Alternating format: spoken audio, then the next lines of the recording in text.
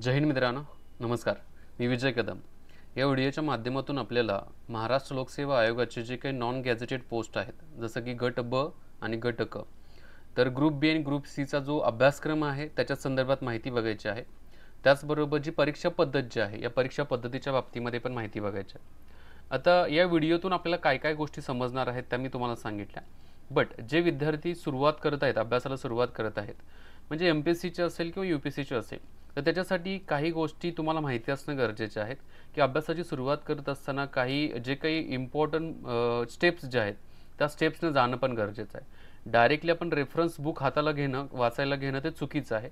मग त्याच्यासाठी काय स्टेप्स आहे, जसं की पहिली स्टेप्स काय आहे की पहिल्यांदा परीक्षा काय असते, परीक्षेचं स्वरूप काय असतं आणि त्या परीक्षेच्या ज्या स्टेप्स ज्या आहेत, परीक्षा कशा पद्धतीने घेतली जाते, जसं पूर्वपरीक्षा, मुख्य परीक्षा असेल, काही ठिकाणी इंटरव्ह्यू होतो का, काही ठिकाणी फिजिकल होतं का, तर या गोष्टींची पहिल्यांदा इत्थंभूत माहिती घेणं गरजेचं आहे, पहिला मुद्दा.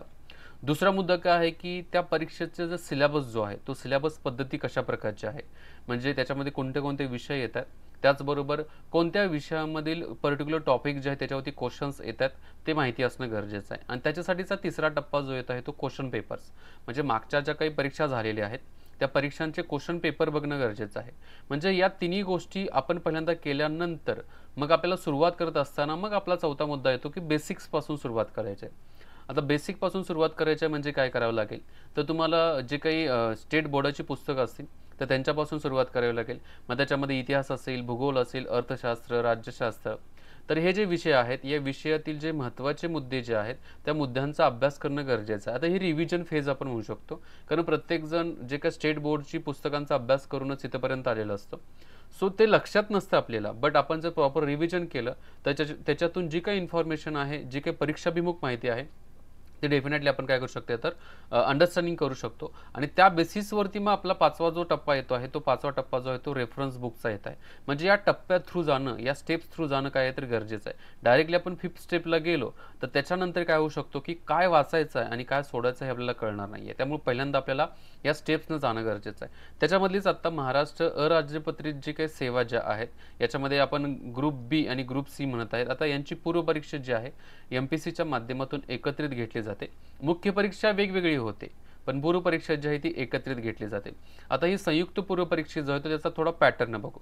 पॅटर्नमध्ये बघितलं तर संयुक्त पूर्वपरीक्षा जी आहे ती 100 मार्काची राहते. आता या 100 मार्कासाठी 100 क्वेश्चन्स असतात आणि त्याच्यासाठी कार्यकाळ जो असतो तो 1 तासाचा वेळ जो आहे तो देण्यात आलेला असतो बघा.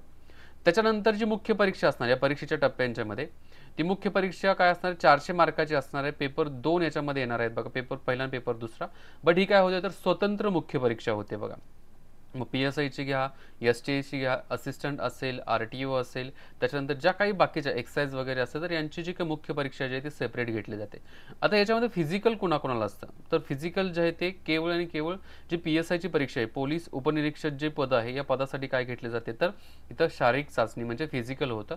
त्याचबरोबर इथं मुलाखत पण घेतली जाते बघा. आता फिजिकल जे आहे ते किती मार्काचं, 100 मार्काचं राहतं आणि मुलाखत जी आहे ती किती असते, 40 मार्काची असते बघा. ठीक आहे, तर अशा प्रकारचे काय आहे, तर PSIच्या बाबतीमधील शारीरिक चाचणी आणि मुलाखत सांगण्यात आलेली आहे. ते जर आपण AMUI जर बघितलं, असिस्टंट मोटर व्हेकल इन्स्पेक्टर जे आहे, तर त्याच्यासाठी बघितलं तर याची मुख्य परीक्षा जी आहे ती मुख्य परीक्षा 300 मार्काची असते आणि ती पूर्णपणे जो काही इंजिनिअरिंगचा बॅकग्राऊंड जो आहे, इंजिनिअरिंगचा जो सिलेबस आहे त्या बेसिसवरती असते. मात्र याची पूर्वपरीक्षा जी आहे याच्याबरोबरच घेतली जाते, म्हणजे एकत्रित पूर्वपरीक्षा होते, बट मुख्य परीक्षा जी आहे ती वेगळी असते बघा. ठीक आहे, म्हणजे आपल्याला इथं कळलं की कोणत्या कोणत्या परीक्षा ज्या आहेत किंवा कोणत्या कोणत्या पोस्ट आहेत त्यांची पूर्वपरीक्षा एकत्रित घेतली जाते, त्याचबरोबर मुख्य परीक्षा डिफरंट असते बघा. जनरली स्वतंत्र मुख्य परीक्षा जी आहे ती प्रत्येक पोस्टसाठी घेतली जाते आणि त्याचा जो काय अभ्यासक्रम जो आहे तो डिफरंट स्वतंत्र राहतो बघा. आता नेक्स्ट मुद्दा जो आहे तो परीक्षेचं नियोजन कसं असतं बघा, म्हणजे जे आपण पूर्वपरीक्षा म्हणतोय तर त्याची योजना कशी आहे. आता याचा जो विषय आहे सामान्य क्षमता चाचणी त्याला म्हटलं जातं बघा. याच्यामध्ये 100 क्वेश्चन्स असतात आणि 100 क्वेश्चन जे असतात 100 गुणांना असतात. परीक्षेचा जो दर्जा असतो तो कसं पदवी लेवलच्या परीक्षेचा दर्जा असतो, म्हणजे ग्रॅज्युएशन लेवलची परीक्षा असते. याच्यामध्ये जे प्रश्न असतात ना ते प्रश्न मराठीमध्ये पण असतात आणि त्याचबरोबर इंग्लिशमध्ये असतात. काही लोकांना मराठी समजत नसेल तर इंग्लिश जे क्वेश्चन्स विचारले ते वाचू शकता, त्याचे जे काय आन्सर जे आहेत इंग्लिशमध्ये पण बघू शकता आणि मराठीमध्ये पण तुम्ही काय करू शकता ते बघू शकता बघा. आता परीक्षेचा कालावधी जो असतो तो किती असतो तर 1 तासाचा असतो आणि वस्तुनिष्ठ बहुपर्यायी म्हणजे काय तर इथं ऑब्जेक्टिव्ह पद्धतीचे क्वेश्चन्स असतात. म्हणजे तुम्हाला एक प्रश्न विचारला जातो आणि त्याच्यावरती 4 अशा प्रकारचे काय असतात तर त्याचे पर्याय असतात, त्याच्यामधलं एक उत्तर त्याच्यामध्ये तुम्हाला द्यायचं असतं बघा. ठीक आहे, म्हणजे अशा प्रकारचं जे स्वरूप आहे ते या ठिकाणी दिसतं. आता काही नकारात्मक गुणांच्या बाबतीमध्ये निगेटिव्ह मार्किंग असतं का? डेफिनेटली इथं निगेटिव्ह मार्किंग देण्यात आलेलं आहे. निगेटिव्ह मार्किंगमध्ये काय सांगण्यात आलेलं आहे की प्रत्येक चुकीच्या उत्तरासाठी काय केलं जातं 25% किंवा 1/4 जे आहे एवढे गुण, जे एकूण गुण जे येतात ना त्याच्यामधून वजा केले जातात बघा. समजा याचं एक उदाहरण मी घेतो बघा. मी काय केलं आहे तर 100च्या 100 क्वेश्चन जे आहेत ते अटेम्प्ट्स केलेले आहेत. आता 100 क्वेश्चन जे आहेत याच्यामधले मी म्हणेल की माझे 50 क्वेश्चन जे आहेत ते बरोबर आहेत आणि 50 क्वेश्चन काय झाले तर माझे चुकलेले आहेत. जर 50 क्वेश्चन चुकलेले असतील तर जे निगेटिव्ह मार्किंग कसं राहतं तर 1/4 निगेटिव्ह मार्किंग राहतं. आता 1/4 निगेटिव्ह मार्किंग म्हटल्यानंतर एका प्रश्नातून काय होणार तर 0.25 जे मार्क्स जे आहेत ते वजा होणार आहेत बघा. जर या ठिकाणी आपण 0.25 बघितलं तर आपले किती टोटल प्रश्न चुकले तर 50 प्रश्न आपले या ठिकाणी चुकलेले आहेत बघा. जर याचं आपण प्रॉपरली कॅल्क्युलेशन केलं तर साधारणतः आपले जे वजा होणारे मार्क्स जे आहेत ते किती आहेत तर 12.5 मार्क्स जे वजा होणार आहेत. मग याच्यातून जर 12.5 वजा केले तर आपल्याला मार्क्स किती पडले तर 37.5 एवढे मार्क्स आपल्याला काय ठिकाणी पडलेले आहेत बघा. म्हणजे हे सिंपल कॅल्क्युलेशन तुम्ही काय करू शकता तर करू शकता बघा आणि यालाच 1/4 निगेटिव्ह मार्किंग सिस्टीम असं म्हणण्यात आले आहे. आता काही विद्यार्थ्यांच्या बाबतीमध्ये इथं सांगण्यात आलेलं आहे की समजा एखादा विद्यार्थी आहे आणि त्या विद्यार्थ्यानं काय केलेलं आहे की 2 असे गोल राहतात बघा आणि दोन्ही प्रश्नांना म्हणजे जे काही दोन्ही ऑप्शन जे आहेत त्यांना गोल केलं तर त्या ठिकाणी पण काय केलं जातं निगेटिव्ह मार्किंग काउंट केलं जातं. तो प्रश्न जो आहे तो 0.25 त्याचं निगेटिव्ह मार्किंग जे आहे ते काउंट केलं जातं बघा. आता काही मुद्दा येतो बघा. वरील कार्यपद्धतीचा अवलंब करताना एकूण जे अंतिम गुण येतील आता मी म्हणलो की इथं 37.5% पडलेत तर हे काय असं 37.5 एवढे मार्क्स तुम्हाला पडलेले आहेत. याचं राऊंड फिगर 38 वगैरे केलं जात नाही. म्हणजे जी काय अपूर्णांकात येणारी जी संख्या असणार आहे तर त्या अपूर्णांकात येणाऱ्या संख्येलाच काय केलं जातं तर या ठिकाणी कन्सिडर केलं जातं बघा. ठीक आहे, म्हणजे हा मुद्दा जो तो या ठिकाणी सांगण्यात आलेला आहे बघा. आता एखाद्या प्रश्नाचं उत्तर समजा तुम्ही दिलंच नाही तर त्याला निगेटिव्ह मार्किंग असतं का? नाहीये. त्या प्रश्नाचं उत्तर तुम्ही दिलं नाही, तो प्रश्न सुटून गेला, त्याचं निगेटिव्ह मार्किंग इथं कन्सिडर केलं जात नाही. म्हणजे अशा प्रकारची काय तर निगेटिव्ह मार्किंग सिस्टीम या ठिकाणी आयोगाने दिलेली आहे बघा. आता थोडा अभ्यासक्रम आपण या ठिकाणी बघणार आहोत. अभ्यासक्रमामध्ये एक म्हणजे सामान्य क्षमता चाचणी येत आहे. आता सामान्य क्षमता चाचणीमध्ये इतिहास विषय घेतला तर इतिहासामध्ये काय सांगले फक्त एका लाईनमध्ये त्याचा अभ्यासक्रम दिलेला आहे बघा. आधुनिक भारताचा विशेषतः महाराष्ट्राचा इतिहास. आता याच्यामध्ये इंडियन हिस्ट्री पण येते का, भारताचा इतिहास पण येत आहे, त्याचबरोबर महाराष्ट्राचा इतिहास येत आहे. मग याचा अभ्यास करताना आधुनिक भारताचा इतिहास आणि महाराष्ट्राचा इतिहास सुरुवात कुठून होते तर जो 1857चा उठाव आहे या 1857च्या उठावानंतरचा जो कार्यकाळ आहे तो आधुनिक भारताचा आणि महाराष्ट्राचा इतिहास म्हटला जातं. मग तिथून तुम्ही काय करू शकता अभ्यासाला सुरुवात करू शकता. याच्यामध्ये गव्हर्नर जनरल्स असतील, त्याचबरोबर व्हाईसरॉय असतील, त्यांचा स्टडी करणं असेल. महाराष्ट्राच्या इतिहासामध्ये तुम्ही बघितलं तर समाज सुधारक असतील, त्याचबरोबर राष्ट्रीय चळवळीमधील सहभाग असणारे महाराष्ट्रातील नेते असतील, यांचा सगळ्यांचा अभ्यास प्रॉपरली करणं गरजेचं आहे. आणि याच्यासाठी एक पर्टिक्युलर पुस्तक जे आहे बुक लिस्ट जे आहे वाटल्यास बुक लिस्टची व्हिडिओ मी सेपरेट बनवेल की जे टॉपर्स वगैरे होते त्यांच्या माध्यमातून, त्याचबरोबर मोस्टली आत्तापर्यंतच्या प्रश्नपत्रिकेचा बेस बघितला तर ज्याच्यातून प्रश्न येत होते ना तर ते बुक लिस्ट मी तुमच्याबरोबर शेअर करेन बघा. म्हणजेच भारताचा आणि महाराष्ट्राचा जो इतिहास आहे 1857च्या उठावानंतरचा तो काय केला जातो या ठिकाणी घेतला जातो बघा. त्याच्यानंतर भूगोल आपण बघितला तर भूगोलमध्ये पण जो ठराविक जो एरिया जो आहे तो ठराविक एरिया जगाचा आणि काही प्रमाणामध्ये भारताचा भूगोल, बट मॅक्सिमम जो आहे तो 50% प्लस जे क्वेश्चन्स राहतात ना ते महाराष्ट्राच्या भूगोलावरती राहतात. आता भूगोलवरती क्वेश्चन कुठून येतात, एक म्हणजे पृथ्वीचा काही भाग असेल, मग पृथ्वीच्या भागावरती काही क्वेश्चन्स विचारले जातात. मग तो थोडा जगाच्या जगाच्या भूगोलमधला भाग येत आहे. जगातील काही विभाग असतील, जगातील काही खंड असतील, याच्यामध्ये हवामान संदर्भातले असतील, त्याचबरोबर काही एन्व्हायरमेंटल कंडिशनच्या संदर्भात असेल तर त्यांचा विचार पण काय केला जातो तर या भूगोलमध्ये विचारात घेतले जातात आणि त्याच्यावरती पण प्रश्न विचारले जातात. अक्षांश आणि रेखांश असेल म्हणजे लॉन्जिट्यूड आपण म्हणतो, लॅटिट्यूड असेल तर याच्यावरती पण प्रश्न विचारले जातात. तर भारत कुठे येत आहे लॉन्जिट्यूडमध्ये, लॅटिट्यूडमध्ये, मग त्याच्यामध्ये जो काही नॉर्थ असेल, साऊथचा भाग असेल किंवा ईस्ट असेल, वेस्टचा भाग असेल, याच्यावरती सिंपली क्वेश्चन येतात. हे तुम्ही ज्यावेळेला बेसिकची पुस्तकं वाचाल म्हणजे भारताचा भूगोल किंवा महाराष्ट्राचा भूगोल जो आहे याचा अभ्यास करत असताना तुम्ही जे बेसिक जे स्टडी करणार महाराष्ट्र स्टेट बोर्डाचा त्याच्यातून याच्या संदर्भातले क्वेश्चन्स जे आहेत ते तुम्हाला एकदम सिंपल भाषेमध्ये सोडवता येतील बघा. त्याच्यानंतर महाराष्ट्रातील जमिनीचा प्रकार असेल, आता वेगवेगळ्या प्रकारच्या जांबा प्रकारची जमीन असेल, रेगूर माती असेल, तर हे वेगवेगळ्या प्रकारचे मृदेचे प्रकार जे आहेत ना, या मृदेच्या प्रकारावरती, खडकांच्या प्रकारावरती प्रश्न विचारले जात आहेत बघा. आणि त्या बेसिसवरती त्या ठिकाणी कोणत्या प्रकारची पिकं घेतली जातात ते पण विचारले जातात. पर्जन्यमान, महाराष्ट्रामध्ये पर्जन्यमान कशा प्रकारचं आहे? उदाहरणार्थ विदर्भामध्ये पावसाचं प्रमाण किती प्रमाणामध्ये पाऊस पडतो? मी MM मध्ये घेतलं जाईल बघा, मिलीमीटरमध्ये पाऊस घेतला जाईल. मराठवाड्यामध्ये किती पडतो? त्याचबरोबर पश्चिम महाराष्ट्र असेल, कोकणामध्ये किती पडतो? पावसाची सगळ्यात जास्त प्रमाण जे आहे ते कुठं पडतं? सगळ्यात जास्त पाऊस जो आहे तो कोणत्या ठिकाणी सर्वात जास्त दिवस असतो मान्सून? तर याच्या संदर्भातले प्रश्न विचारले जाऊ शकतात बघा. प्रमुख पिकं जे आहेत, म्हणजे ज्वारी कुठे घेतली जाते, बाजरीचं पीक कुठं घेतलं जातं, त्याचबरोबर ऊसाचं पिकाचं उत्पादन जे आहे ते कोणत्या पट्ट्यामध्ये जास्त घेतलं तर महाराष्ट्राच्या बाबतीमध्ये पर्टिक्युलर म्हणेल तर त्याच्यावरती प्रश्न विचारले जातात. शहरे असतील, मुंबई असेल, पुणे असेल, त्याचबरोबर जे काय संभाजीनगर असेल, अहमदनगर असेल, तर याच्यावरती पण प्रश्न विचारले जातात. त्याच्यामध्ये पण अक्षांश रेखांश आपण संदर्भ घेतला जातो बघा. नद्यांच्या बाबतीमध्ये आता महाराष्ट्रातील नद्या असतील, काही भारतातील नद्यांच्यावरती पण प्रश्न येतात. महाराष्ट्रातील नद्या प्रमुख कुठल्या? गोदावरी नदी असेल, कृष्णा नदी असेल, भीमा नदी असेल. त्याचबरोबर जे काही आपण बघितलं कोकण भागामध्ये सावित्री नदी असेल. त्याच्यानंतर ज्या काही इम्पॉर्टन्स रिव्हर जे आहेत उत्तरेकडून दक्षिणेकडे त्याचा सिक्वेन्स लावा म्हणतील. काही खाड्यांच्यावरती प्रश्न विचारले जातात, तर खाड्यांचा सिक्वेन्स लावा.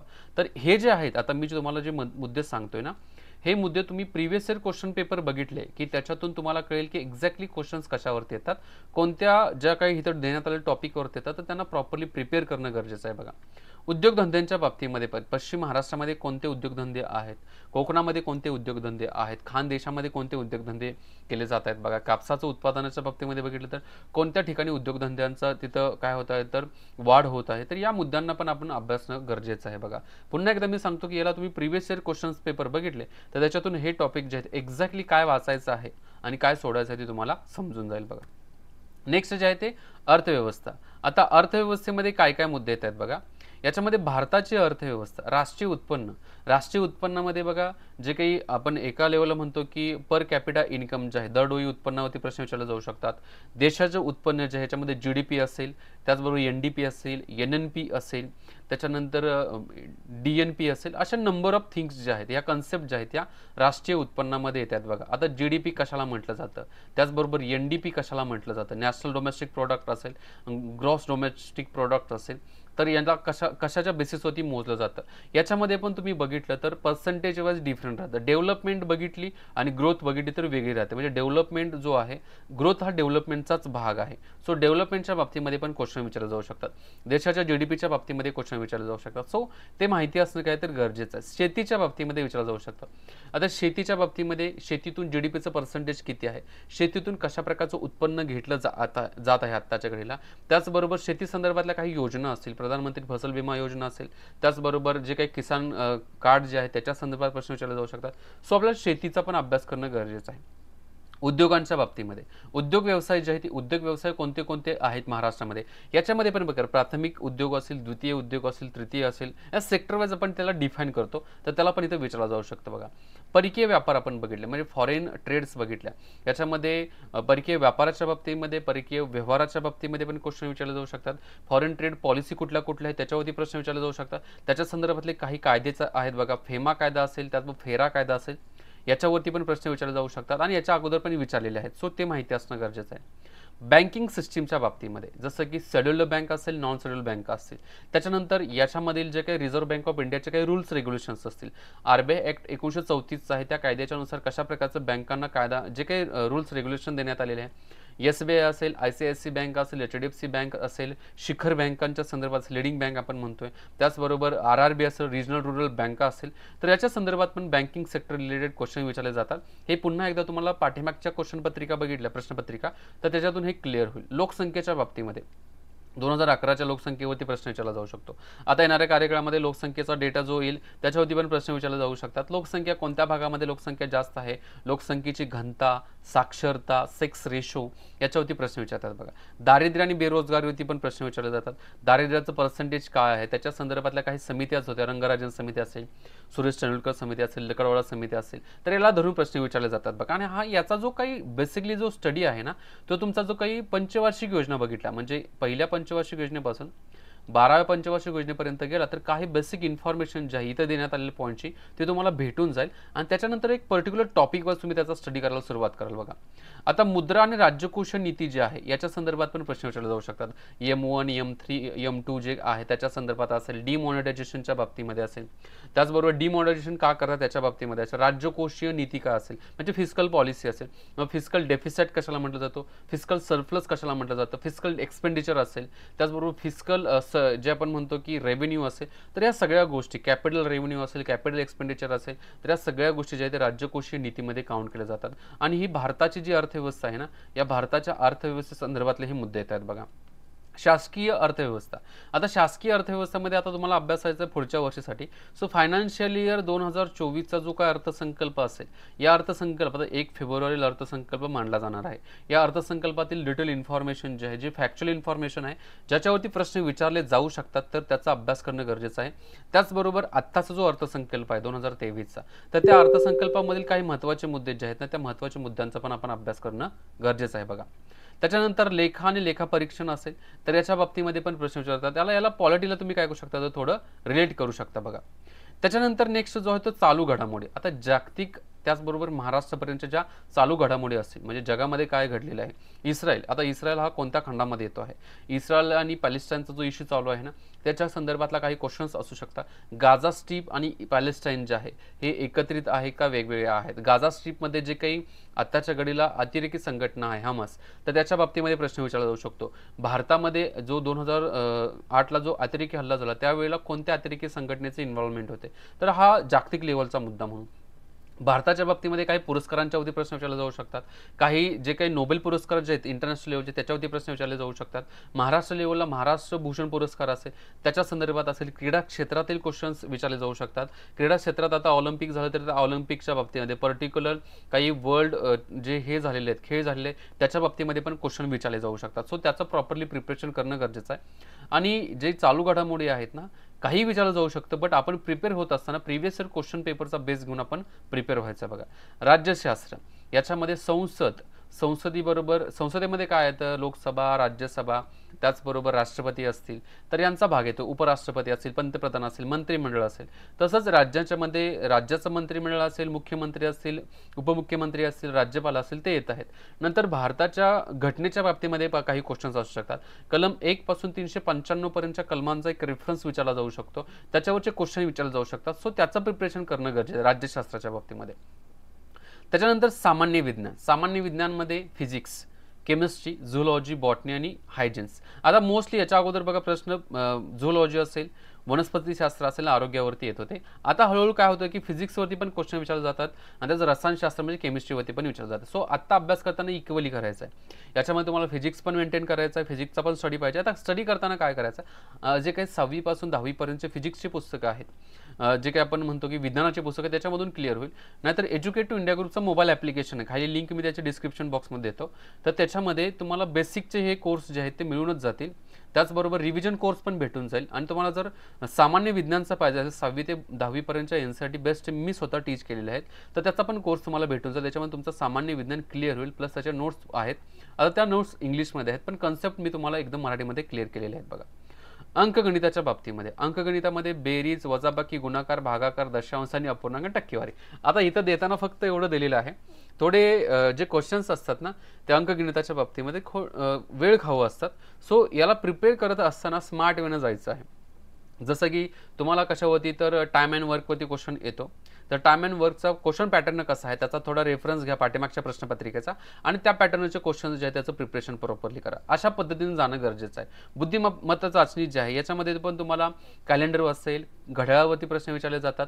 त्याचबरोबर जे काही व्हेन डायग्राम्स असतील, कोडिंग डिकोडिंग असेल, इनपुट आउटपुट्स असेल त्याच्यावरती प्रश्न विचारतात. पुन्हा एकदा मी म्हणतो की हे तुम्ही प्रिव्हियस इयर क्वेश्चन पेपर बघितल्या तर हे सगळ्या गोष्टी तुमच्या क्लिअर होऊन जातील बघा. ठीक आहे. तर अशा प्रकारचा बेसिक सिलेबस जो आहे तुम्ही बेसिक सिलेबस तुमच्याबरोबर पूर्व परीक्षेचा गट ब आणि गट क जो आहे त्याचा मी डिस्कस केलेला आहे.